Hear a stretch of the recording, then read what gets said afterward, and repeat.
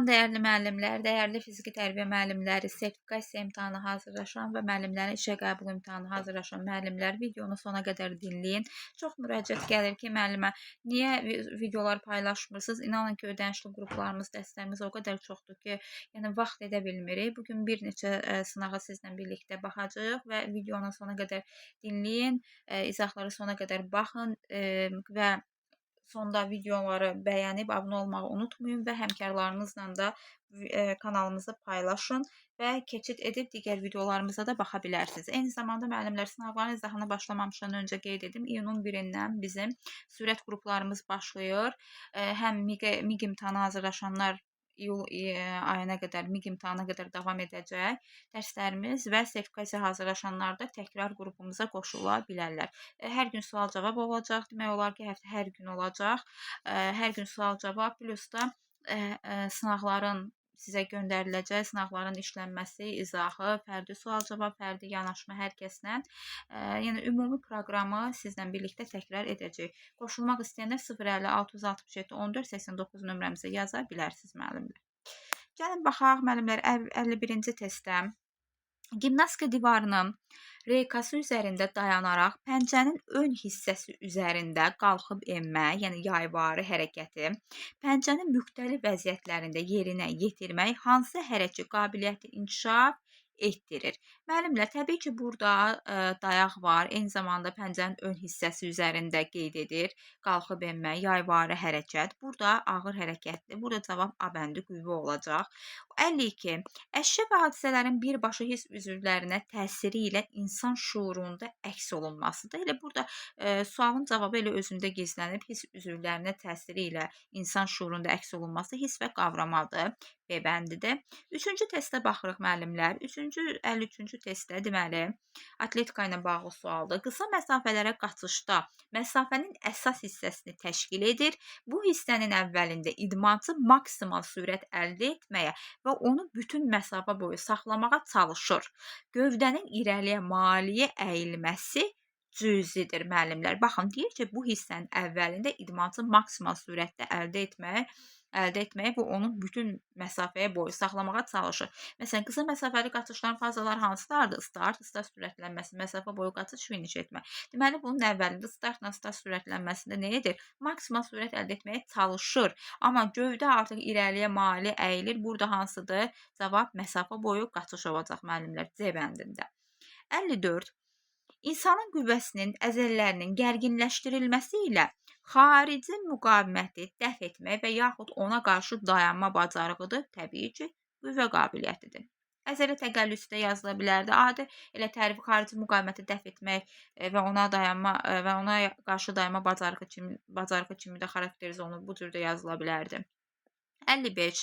Bu hərəkət qabiliyyətinin inkişafı daha çox statik hərəkətlərdən istifadə olunur. Bu hərəkətlər oynaq, ətraf və gövdənin müəyyən maksimal statik vəziyyətini 6-10 saniyə saxlamaq xidmət edir. Hərəkətlərin icra ardıcılığı qüvvə və əzələlərin boşaldılması istiqamətli hərəkətlərlə növbələşdirilmişdir. Cavab burada müəllimlər olacaq. Təbii ki, statik hərəkətlər var, oynaq və ətraflar var. Təbii ki, burada olacaq bədənin əyilmə qabiliyyəti D bəndi. 56 metodlardandır sualımız. Bu metod qaçış prosesində və istənilən hərəkətin icra olunması zamanı məşq yükünün icra intensivliyi, tempi, amplituda, amplituda sözünü açar söz kimi saxlayın yadınızda. Temp, amplituda və qüvvə sərfinin məqsədə uyğun dəyişdirilməsidir. Məqsədə uyğun dəyişdirilmə varsa müəllimlər, dəyişkən metoddur. 57. Buraya turnikdə, paralel qollarda, döşəmədə bucaq saxlamaq, turnikdə bükülü qollarla sallanmaq, həlqələrdə xaç fiqurunda durmaq, arxadan üfüqü sallanma, həlqələrdə öndə sallanmalar aid edilir müəllimlər. Cavab burada olacaq statik hərəkətlər. Görürsünüzmü? Deyir, xaç fiqurunda durmaq. Statik nədir? Hərəkətsiz, yəni gərgin vəziyyətdə qalmaq, stabil vəziyyətdə qalmaq. Dinamik nədir? Daim aktiv. Cavab burada A bəndidir. 58. Bu hərəkəti 6-7 saniyə ərzində yerinə yetirmək məqsədə uyğundur. Hər bir hərəkətin icrası 4-cü saniyədə özünün maksimal gərginliyinə çatır. Hər bir hərəkətdən əvvəl və sonra tənəffüs hərəkətləri icra olunur müəllimlər. Burada cavab izometrik hərəkətlərdir. 59. Arxa əzələ qüvvəsini inkişaf etdirir. Pəncənin ön hissəsinə qalxmaq və yayvarı yellənmək, qüvvədən danışılır burada. Əsas duruşdan dizlərin üzərində enmək və əllərin köməyi ilə olmadan çıxış vəziyyətində qayıtmaq. Qolların dirsək oynağından eyni vaxtlı və növbəli bükülüb açılması, şaquli kanat və şüvüllə ayaqların köməyi ilə dırmanmaq, dizlər üzərində duruş, gövdə bir qədər arxaya əyilir, blok qurğusunun tutacağından tutaraq onu sinəyə tərəf dartmaq. Müəllimlər, arxa qüvvə deyirsə, burada cavab Y bəndi olacaq. Baxın, deyir dizlər üzərində durub, gövdə bir qədər arxaya əyilir. Baxırsınızmı, gövdə bir qədər arxaya əyilir. Ona görə cavab burada 59-a Y-dir. 60. Sağlam sümük iliyi və sağlam qan üçün önəmlidir. Burada cavab olacaq müəllimlər A vitamini. Və bir şey nəzərinizə çatdırım. A vitamini, məsələn 6-cı sinifin dərsliyində sağlam sümük iliyi və sağlam qan B6 verib. 8-ci sinifdə arxasında görmüsünüzsə dərslikdə B12 vitamini verir. Bəli, burada biraz müəllimlər çaşırlar. Amma daha çox mənbələrimiz göstərir ki, B12 vitaminidir cavab sağlam sümüklülük və sağlam qan üçün. 61-ə baxaq müəllimlər. Dözümlülük hərəkət qabiliyyəti şərtləndirən amillərdəndir. Dözümlülük hərəkət qabiliyyətini şərtləndirən amillər idmançının güc və imkanlarıdır. 62. Bu komandada idmançı qıçların azacıq açılması hesabına çanaq çiyinlərdən bir qədər yuxarıya qaldırılır. Bədənin ağırlığı yuxarıya irəliyə aparılır. İdmançı qaçışa gecikmədən əlverişli vəziyyət alır dərhal.